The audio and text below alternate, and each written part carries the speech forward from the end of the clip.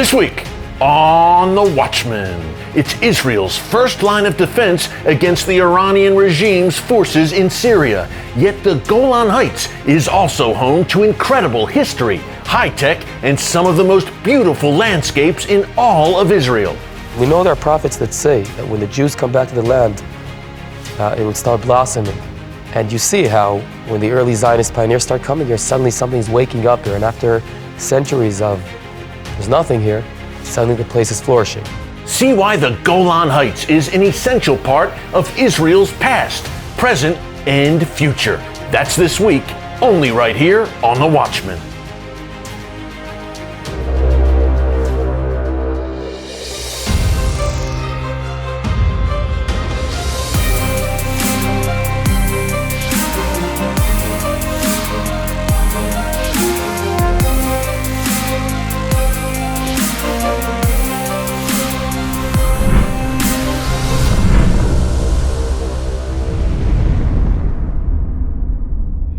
And welcome to The Watchman. Israel is stepping up its efforts against Iran's terror army in Syria. The Israeli Defense Minister Naftali Bennett recently said that Israel will not stop striking Iran and its proxies in Syria until Iranian forces leave that country altogether. And all that stands between the Jewish state and the murderous forces of the Iranian regime in Syria is the Golan Heights. So, the Golan is a crucial security buffer. President Trump acknowledged that in 2019 when he formally recognized Israeli sovereignty over the Golan Heights. But the Golan means much more than security.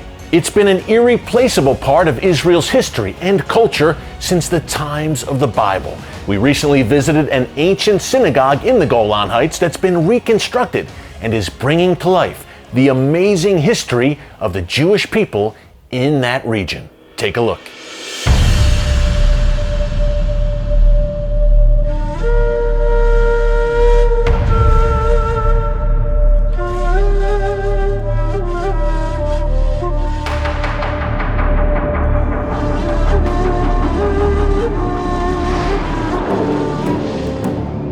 Eric, let's go inside. Lots to see. Let's take a look. I can't wait. I've heard so much about this place, Yakov, and now I am here. Let's see history in our own eyes. Yes.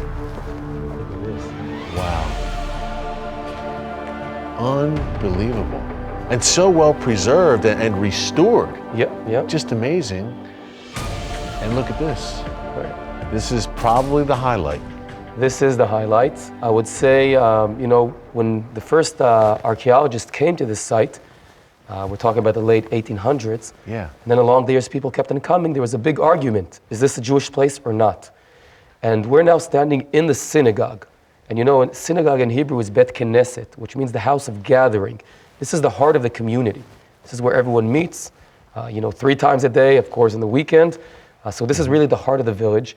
And 2 main things prove to us that this is a synagogue. One, the direction of the prayer. Mm-hmm. Okay, we're now standing towards Jerusalem.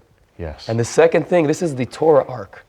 We have here menorahs on it. We see different Jewish symbols. Clearly Jewish. So you understand this is Jewish. Yeah. Now, just understand, this was a pile of stone. And several, I would say, crazy archaeologists said there's something here. They put little chips in every stone on the pile, and they were able to create a 3D image of where each piece goes. What this place looked like 1,500 years ago when it was destroyed by an earthquake and the Jews had to leave this village. And Here we are, 20 years after they began. Yeah. We're standing here. This is what it looked, almost what it looked like 1,500 years ago. And we're standing here. And for me, it's always very moving to stand here as, a Jew, as a Golan resident, and I understand I'm standing here. We have bar mitzvah celebrations here. We have weddings here. Right. Every group I have here, we come to pray here. And you're standing praying in front of the arch, and your forefathers were praying here just thousands of years ago. Yeah, Yakov, that's amazing. What's also incredible is that where we are standing inside right now, not too long ago, this was rubble. And to be restored bit by bit, block by block, pillar by pillar is just amazing. Give us a little bit more information on the relevance and significance of the Ark and what happened here with the Torah in this section of the synagogue? So first of all, what you just said, I think, is maybe the essence of Israel. You have history and you have innovation, right? A very vibrant, innovative culture, and it comes together here. The innovation is what is able to create the restoration of this place. Yeah. When you pray in a synagogue, so the synagogues, back then the whole community would sit around so they can see each other. It's a little bit different than what we see in some of the synagogues, different traditions today. But this is where the Torah scrolls were. Wow. And twice a week, and then on Sabbath, you read from the Torah scrolls, the weekly portion. So everyone is praying towards this direction. This specific project wouldn't have happened if not for the personal support of the Prime Minister of Israel, who came here himself for the day they reopened the synagogue. I told you he has a lot of respect for the Golan. He has a very deep connection. Sure. And thousands of visitors are coming here every month because you can touch history here. Yeah. And I'd like to just share with you one more important thing which personally inspires me. Let's talk about who restored this place. Yeah. One of the archaeologists, his name is Yeshu Drey, and he's a very famous archaeologist in Israel. But one thing people don't know about him is that he is one of the brave fighters of the 1973 Yom Kippur War. He was there on the front line facing the mass Syrian attack, and he was there fighting with his fellow paratroopers, and he comes back decades later, to the land he protected and almost lost his life for, and he brings, the Jewish life, the Jewish history back to life here. Amazing. As you said, Yakov, look, there were some fierce battles here on the Golan in 67 and 73. Wow, that is amazing. Hey, last question. Number one, can you just hammer the point home some more that there was always Jewish life here in the land of Israel? Yes, the temple was destroyed in AD 70. Yes, after the Bar Kokhba revolt in 130, 134, the Jewish people were dispersed. But there was always a Jewish presence here over that 2,000-year period, even before 1948. Jews always lived there. The question is where? At certain times they couldn't live in Jerusalem, but we know that they were always here. And something that really gives me inspiration is that, the Jews were here along the years, but they weren't in control of the land, and the land was deserted. And we know there are prophets that say that when the Jews come back to the land, it would start blossoming. And you see how when the early Zionist pioneers start coming here, suddenly something's waking up here, and after centuries of there's nothing here, suddenly the place is flourishing.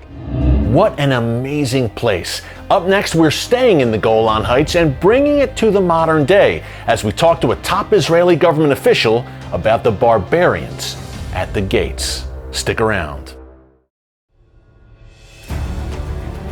In the Bible, God calls on believers to pray for the peace of Jerusalem. Now you can celebrate your role as a watchman on the walls of God's chosen city with this special one-of-a-kind bracelet. Designed and crafted exclusively for Kufi by Ethiopian Jews who immigrated to Israel, this stunning bracelet symbolizes the biblical mandate to stand in defense of Jerusalem and raise your voice for Zion's sake.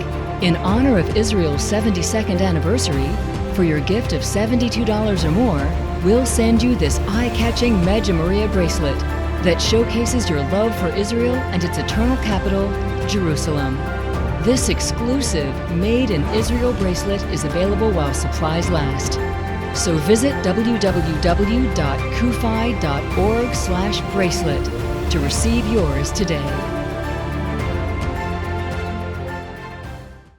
It all begins with words uttered by individuals, repeated by others, and became a philosophy, an ideology.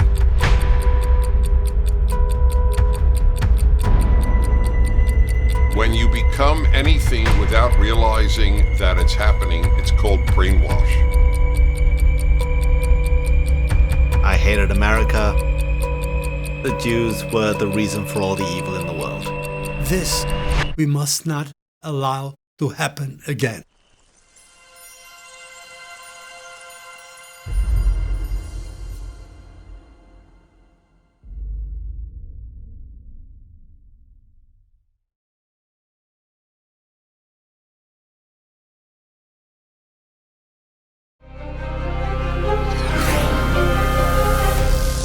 And welcome back. For years, Zaki Hanegbi has played important roles in Israel's government and been a close ally of Prime Minister Benjamin Netanyahu. He knows the importance of the Golan Heights better than anyone, and he joined us there recently to tell us why this region is so crucial to Israel's security and history.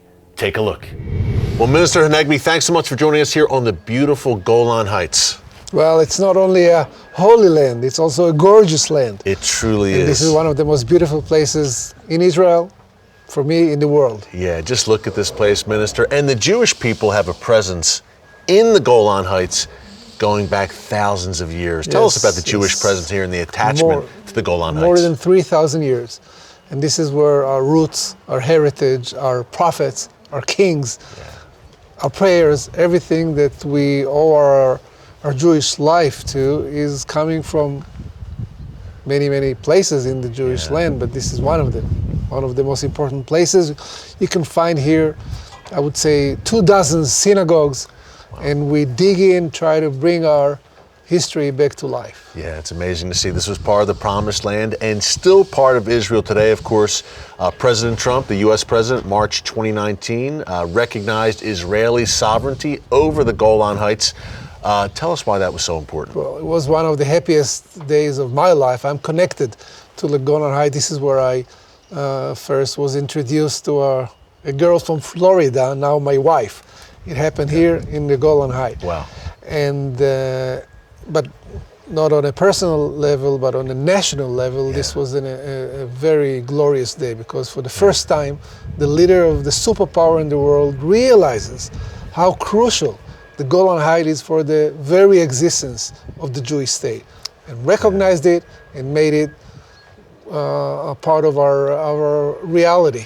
It's a mountainous region, the Golan. It borders Syria, one of the most chaotic places on earth. But when you have the Golan from a security perspective, it seems that you have the high ground, right? You think of the 1967, 1973 battles that were fought up here between Israel and Syria.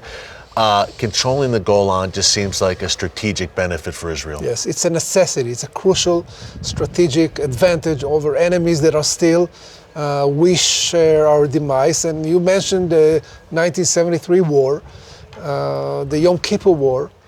177 Israeli tanks were able to challenge 1,500 Syrian tanks, and were able to hold them for several days till we brought all our army in and won this war. And this is only because of the geography, the topography, and of course the Israeli spirit. You know, they say in the Bible, Prophet Jeremiah quoted the Lord saying that out of the north an evil shall break forth upon all the inhabitants of the land. And this is not only a virtual prophecy, this is our strategic reality.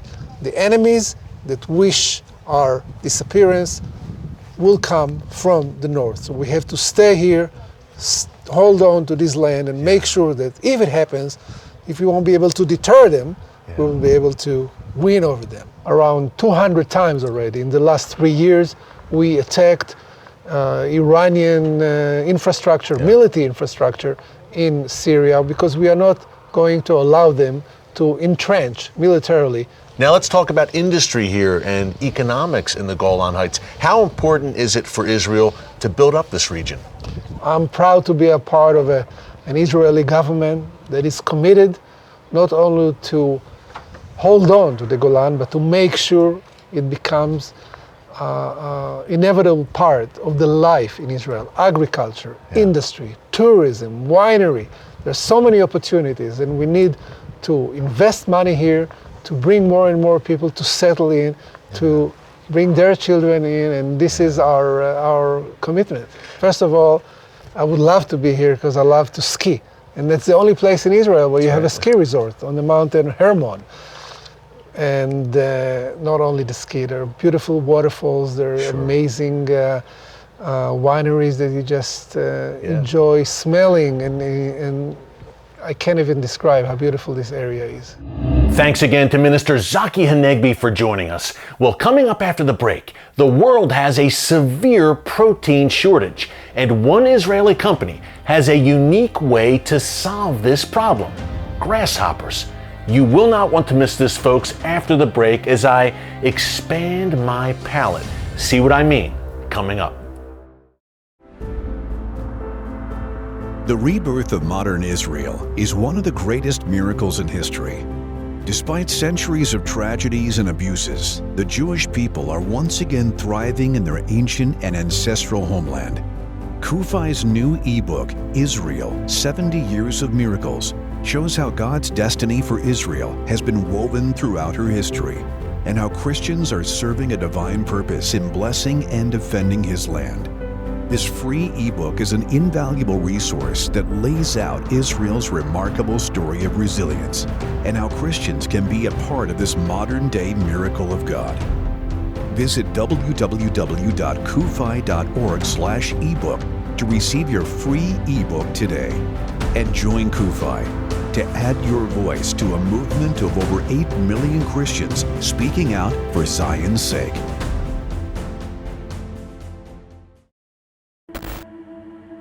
Today, we are seeing the rise of an old enemy wearing a new mask.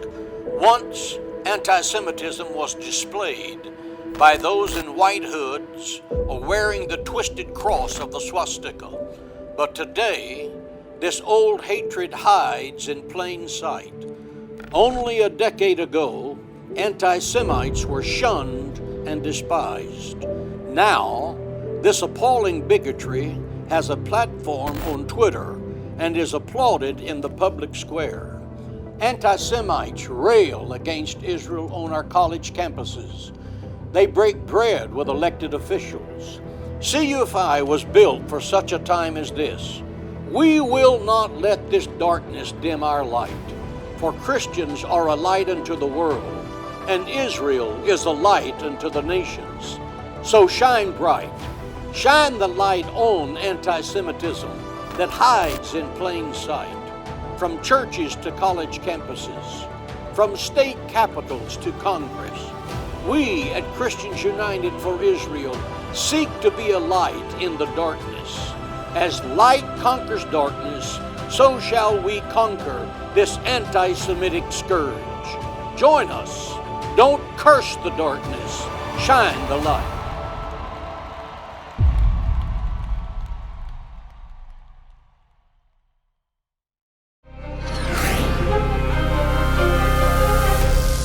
And welcome back.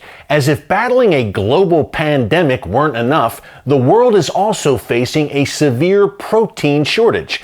Now one Israeli food tech company based in the Golan Heights has a groundbreaking solution to this problem: grasshoppers. And there is a biblical link. Take a look.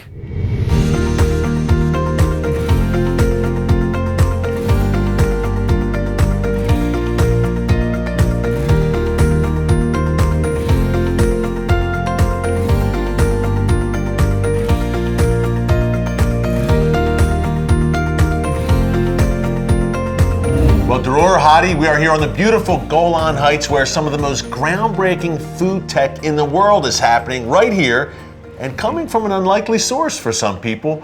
Where are we right now and what are we going to see today? You just entered the world's first commercial grasshopper farm, and that's the future of protein because it's healthier for humans and it's more sustainable to grow. And we're about to see how we grow them and maybe even have a taste. Each room like this has about 70 cages of grasshoppers. You can be up 1,000 grasshoppers in one cage. That's a lot of grasshoppers. So this is part of the magic, Eric. This is actually wheatgrass. Wow. All right, we grow it ourselves in another place, and this is actually the food of the grasshoppers. They eat it. They grow very healthy and very rapidly. All right, they eat a lot of it. Yeah. And this is part of our magic. And you may say that actually the grasshoppers eat superfood. Correct. And you can taste it, by the way. Yeah, you can taste it. Okay. A lot of people use it in their green shakes in the morning or protein shakes. Do that. Now, can I pull my mask down for a second? Okay, here we go. Go for it. It's good for the grasshoppers, it's good for us. No? Very good. The grasshoppers have good taste. Excellent. Before we go on, the first question I have to ask is, why grasshoppers? A lot of people at home might be saying, grasshoppers, oh my gosh, that's edible. Why grasshoppers? How did you discover this? Well, actually, the story started about 40 years ago. I was born in a kibbutz in Israel. And as a young boy at the kibbutz, my grandparents used to tell me stories from the 1950s. Israel used to suffer from locust swarms, grasshoppers flying in and eating all the crops. They used to run to the fields, trying to scare the grasshoppers away. Wow. At the same time, they saw other Yemenite and Moroccan Jews coming and collecting tons of grasshoppers and eating them. So as a young boy, I learned that grasshoppers are both food and they are kosher. Wow. So they're kosher. Yes. They're a very clean insect, right? Absolutely. The cleanest. They eat only fresh grass with no pesticides, no fertilizer, so it's super clean. Already today, 2.5 billion people across the world consume grasshoppers as part of their diet. So they are very high in demand across Africa, Asia, and Central America. Yeah. The problem is that today the supply comes from collection in the wild. Okay. So availability is very limited to about 4-6 weeks a year. Yeah. Prices are very high. In this facility, we can grow them year-round at a much more efficient way. This insect is 70% protein, one of the highest protein count in nature, especially in insects. Mm-hmm. And two, these guys can live in 1 million individuals in one place, meaning it's called a swarm. From all the grasshoppers family, there's only 7 species that does this, which we call locust, or arbe in Hebrew. That's what we call it. So basically, this is a locust. Okay. Species is migratory locust, all right, Locusta migratoria, and because they swarm, they are ideal for intensive farming. Meaning, as much as you crowd them more, they're more resistant to disease, et cetera, et cetera. So the more the better. Correct. People at home might be watching right now and saying, grasshoppers, how can you eat grasshoppers? Number one, they are not alive when you eat them. And number two, hey, John the Baptist in the New Testament, in the Bible, we know that he ate locusts and wild honey. Really? Exactly. Yeah. And also in the Bible. Yeah. Because on Leviticus they are mentioned as kosher food. That's the only insect that is recognized as kosher. I will tell you that it's also a matter of sustainability, because today 25% of greenhouse gas emissions around the world comes from the meat industry. Grasshoppers, while producing them, reduce gas emissions by 98.8%. They also reduce water waste by 1,000 times and arable land usage by 1,500 times. So this is a very efficient animal to grow. Well, gentlemen, this is a big moment for me and for everybody at home. We are going to eat grasshoppers. We're going to do it. Dror, what do we have here? We'll start with the biblical way, because in the Bible they ate them as a whole. So these are whole, dried, ready-to-eat grasshoppers, and you can eat the whole thing. Well, let's see. Let me just show you. This is a package with 4,000 grasshoppers. That's about 1 kilogram, 2 pounds of grasshoppers, ready for shipment to restaurants in Europe. Wow. Now we have a chance to actually eat them. All right. Okay. We can do 2 things. First, all right. You can eat the whole thing, but I suggest you remove the wings because they get stuck in your teeth. And I'll teach you exactly, and I'll teach you how to pray before you eat them. Very important. Absolutely. Prayer before my meal. Yeah. So please repeat. You can just throw it out away. Okay. Just repeat after me. Shehakol. Nihia. Bidvaro. Bidvaro. Everything is done by God's voice. Amen. Amen. Here it goes. Amen. What do you think? It's good. Does it taste like a bug? No, not at all. Exactly. No. It's food. It's food. The healthiest protein you ever had. This is good. Yeah. And protein after you exercise, after you work out is also a good thing. I'm not kidding. It's not bad. These are gummies. This is a nutritional supplement, gummies made of grasshoppers with honey. So what we're eating here is a very healthy product that John the Baptist used to eat. This is John the Baptist diet. Wow. It's a biblical food. John the Baptist, locusts and honey, grasshoppers and honey. And tell me if you can feel the grasshopper inside. Because that's one of the advantages grasshoppers have. This is no, taste it. Can you taste it? Of course. Texture, flavor, smell. Tastes like a gummy. It tastes great. Exactly. Yeah, give me another honey one. flavored. Folks, if I'm going for seconds, you know it's good. Dror, this is important. You were telling me Pepsi, IKEA, the Seattle Mariners, all incorporating grasshoppers into their products. Well, insects in general, some of them do use grasshoppers, and since they need neutral taste and flavor, grasshoppers are the solution for them. So Pepsi and Doritos. IKEA replacing the meatballs from beef to insects. And the Seattle Mariners baseball team. They serve the whole insects as a snack at the ballpark. And it's doing quite well. It's sold out for 3 years. It's catching on in America. In America, amazing. So since IKEA are doing meatballs, we are doing sausages with grasshopper protein. Okay.